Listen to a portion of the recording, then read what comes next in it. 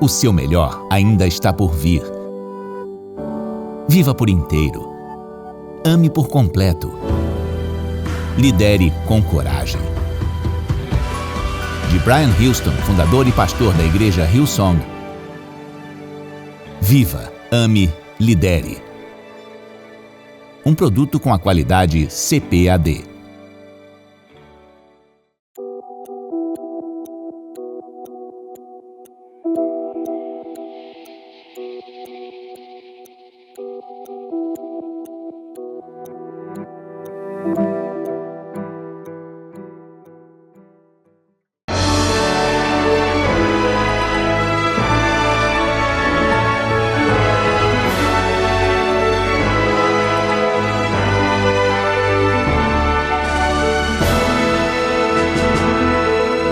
Subsídios.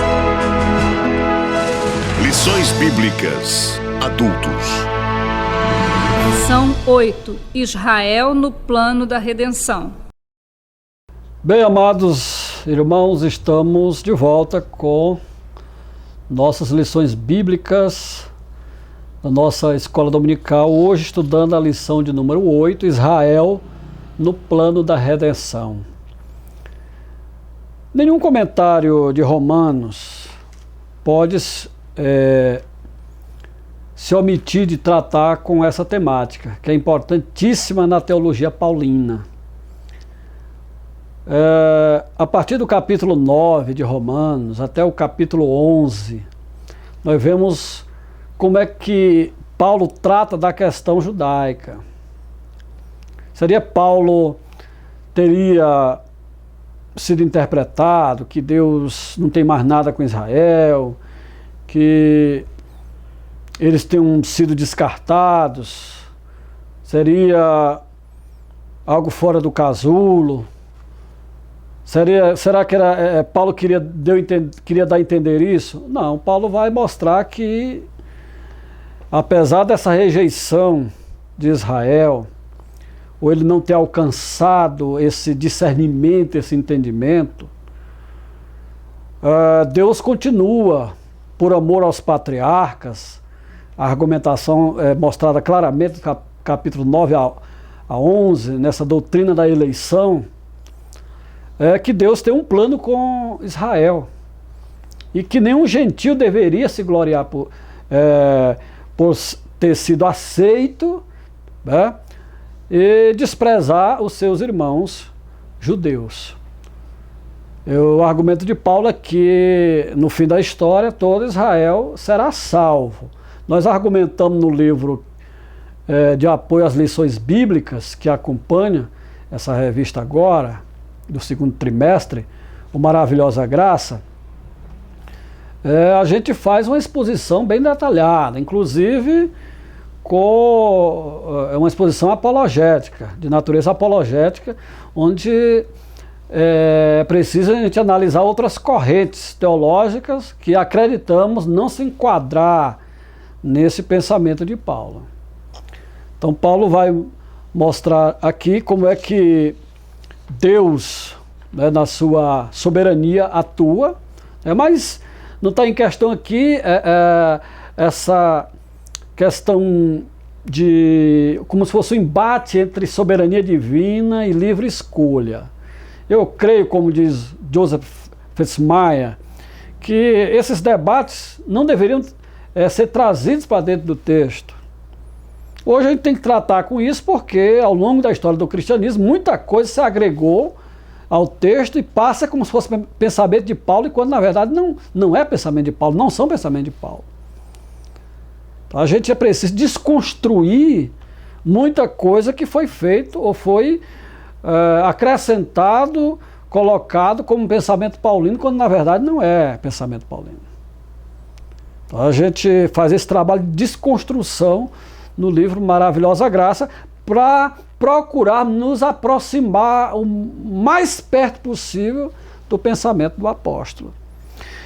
Então eu digo aqui na introdução que Paulo discorreu a respeito da doutrina da salvação nos capítulos 1 a 8, e veremos que nos capítulos 9, 10 e 11, ele abre um parênteses para tratar a respeito da sorte de Israel. no plano da salvação ou da redenção. Aprendemos com esse capítulo que Deus tem um plano especial para com Israel e que a rejeição deles é apenas temporária, até se cumprir a plenitude dos gentios, quando todo Israel será salvo. Eu não creio, não posso conceber como é que alguns intérpretes fogem dessa temática tão clara do pensamento apostólico. Tão clara no pensamento apostólico. Então, a eleição de Israel dentro do plano da redenção está no capítulo 9 de Romanos, versículo 1 a 29. Então, Paulo já começa mostrando o seu anseio, até esse lamento pela incredulidade dos seus compatriotas, que não tinham tido esse discernimento que o apóstolo teve, e outros que encontraram a graça, tiveram, e se encontravam endurecidos naqueles dias. Paulo lamentava isso. Os eleitos e as promessas de Deus, eu falo aqui dizendo o seguinte: o argumento de Paulo em Romanos 9, 6 a 13 revela que as promessas de Deus relativas à nação de Israel não falharam, mesmo que a maioria deles as tenham rejeitado. As promessas terão seu fiel cumprimento através dos judeus remanescentes, dos gentios que abraçaram a fé e do Israel que será restaurado no futuro. Essa porção da Escritura, se você observar, eu digo aí, né, que essa porção da Escritura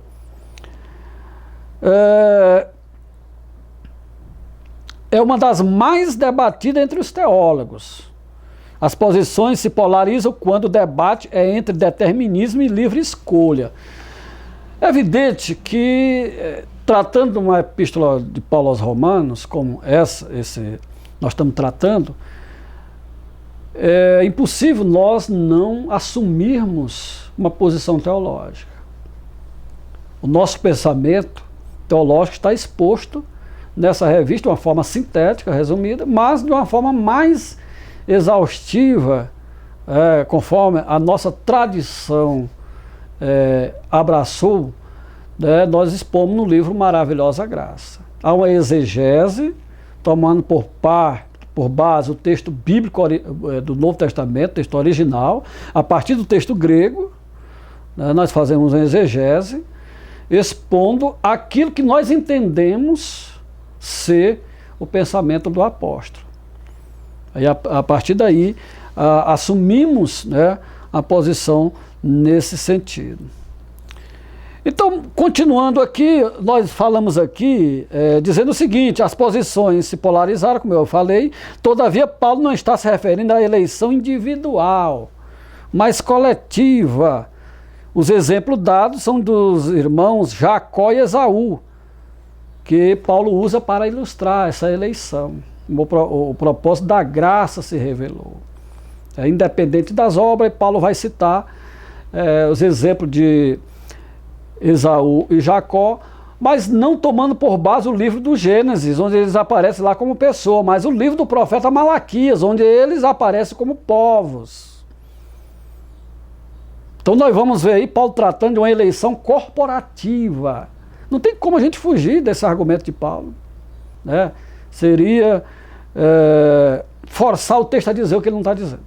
Então nós mostramos aí a eleição corporativa, que Paulo está falando, não é uma eleição individual de pessoas. O livro de apoio você vai ver uma argumentação bem interessante sobre isso. Mas eu digo aqui ainda que basta uma olhada nessas passagens para ver que o profeta Malaquias não estava se referindo às pessoas ou indivíduos, Jacó e Esaú, que nessa época já haviam morrido há muito tempo, mas a grupos ou povos. Isto é demonstrado em Malaquias 1, versículo 4, onde Esaú é identificado com Edom, um povo e não um indivíduo. Fica, portanto, evidente, à luz desse contexto, que a predestinação é corporativa, isto é, de um grupo, povo ou nação e não de pessoas. Olha, é uma coisa histórica, não é uma questão simplesmente confessional, mas histórica. Essa questão da eleição individual é um debate, como eu exploro no livro de apoio Maravilhosa Graça. Ela aparece na história da igreja a partir do V século. com Agostinho. Isso a partir de um erro de tradução de Agostinho. Eu faço esse mapeamento, né, de um erro ele traduz, que eu já falei em lições anteriores. Em vez de traduzir a preposição F-Rai, ele traduz pegando a Vulgata, como diz José Barbaglio, né, um erro da Vulgata. Em Có, ele traduziu. Que o Stott e outros comentaristas dão uma tradução agustiniana levemente adaptada.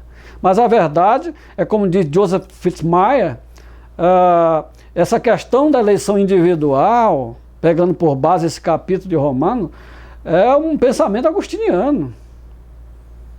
Roger Walson, por exemplo, que é um teólogo, um pensador da igreja consagradíssimo, mostra que essa interpretação ela é desconhecida da tradição grega até o quinto século.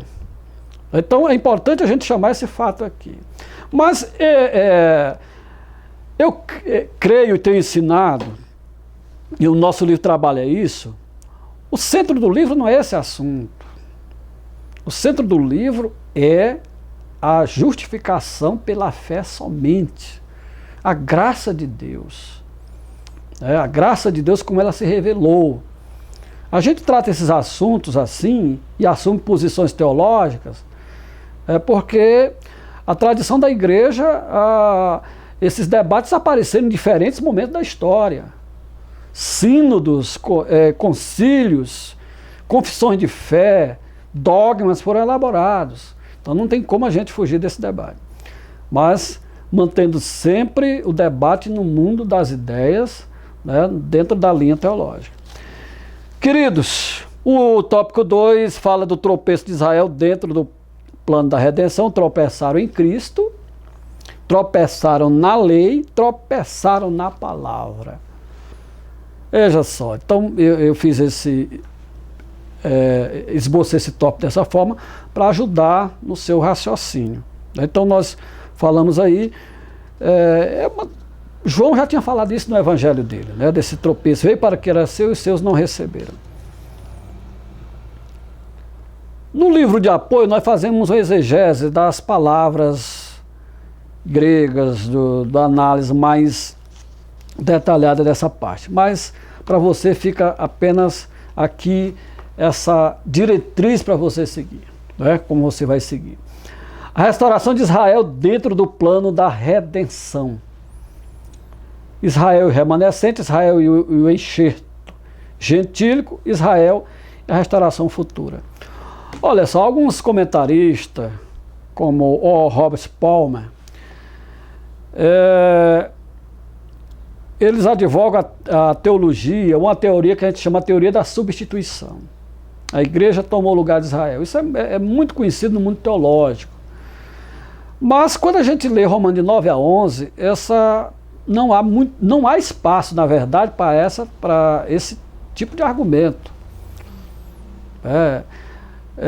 Querer transformar aquela expressão que Paulo diz, e todo Israel será salvo, restringindo simplesmente aos judeus messiânicos, que graças a Deus nós temos muito. Eu tive com eles em Israel, da última vez que estive lá, dou graças a Deus, mas é evidente que o texto de Paulo não está falando disso. Paulo fala desse Israel nação, desse Israel étnico, que será salvo. Isso quando o Messias voltar, que será reconhecido. Isso Paulo vai mostrar isso, porque eles são amados por causa dos patriarcas. Paulo vai trabalhar essa linha de argumentação. Não vejo como a gente conseguir minimizar ou anular esse pensamento de Paulo em relação aos judeus. Paulo vai mostrar que nós entramos aí gentios como um enxerto, né, uma oliveira, mas Deus, por amor aos patriarcas, tem um projeto especial com essa nação. Isso é importante. Isso é importante, a gente tratar nesse mundo de hoje. Eu trato no livro e mostro aí que um dos erros de Martinho Lutero, que isso não é nenhum para a gente, não é nenhum demérito no sentido de a gente minimizar o grande legado da Reforma ou de Lutero. Mas como qualquer outro homem, Lutero, infelizmente, né, ele trouxe aquele pensamento de Agostinho, aquele debate contra Pelágio, e Lutero viu os judeus como se fossem os pelagianos, como se fossem pessoas, né, que, devido a buscar justificação pelas obras, ele transformou, converteu isso numa doutrina pelagiana, e por conta disso se fomentou a rejeição pelos judeus. Mas nós não vemos base no texto para isso. Nós não vemos base no texto para isso. Então é muito importante ter esse cuidado. Então, uma argumentação mais detalhada, mais exaustiva, a gente procura trazer no livro, porque é o espaço reservado para isso mesmo. Aqui nós estamos apontando rumos, para você não esquecer, quando for dar uma boa aula, quando for ministrar essa aula, você procurar pegar essa seção de Romanos de 9 a 11, que é uma só. É uma só. E não está aí como algo deslocado, não. Isso aí foi colocado de propósito por Paulo. Alguns teólogos questionavam isso. Como é que essa seção parece que não tem nada a ver com os demais pontos da carta? Está aqui. Não, mas Paulo colocou aí como algo importantíssimo dentro, né, do seu pensamento dessa carta aos Romanos. Então, a rejeição de Israel, que é inegável, porque buscaram a justiça através das obras da lei, mas, né, isso não anulou o plano que Deus tinha com esse povo, né, que continua. Então é importante trazer isso para a classe, né, e nós vamos ficar por aqui. Eu desejo que você seja grandemente abençoado na ministração dessa aula.